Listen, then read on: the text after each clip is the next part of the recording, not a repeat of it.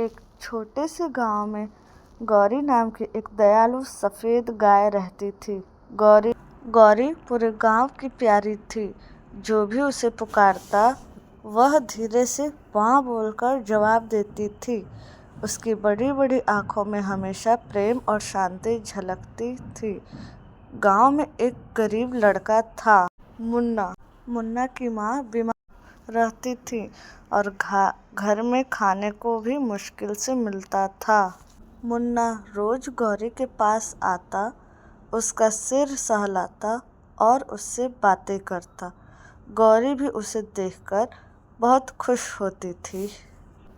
एक दिन गांव में भयंकर सूखा पड़ा। खेत सूख गए, तालाब खाली हो गए।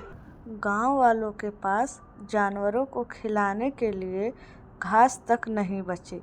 कई लोगों ने अपनी गाय भैंस बेच दी, पर मुन्ना के पास बेचने के लिए कुछ था ही नहीं। मुन्ना चिंतित था, गौरी का क्या होगा? मैं इसे भूखे कैसे रहने दूं? वह रोज जंगल के किनारे जाकर थोड़ा बहुत हरा चारा ढूंढकर लता और गौरी को खिलाता। गौरी समझ जाती थी कि मुन्ना खुद भूखा रहकर उसे खिला रहा है।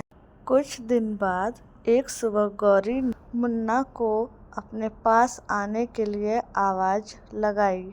जब मुन्ना पहुंचा तो उसने देखा गौरी ने सुंदर ताजा दूध से भरी बाल्टी उसके लिए रखी थी।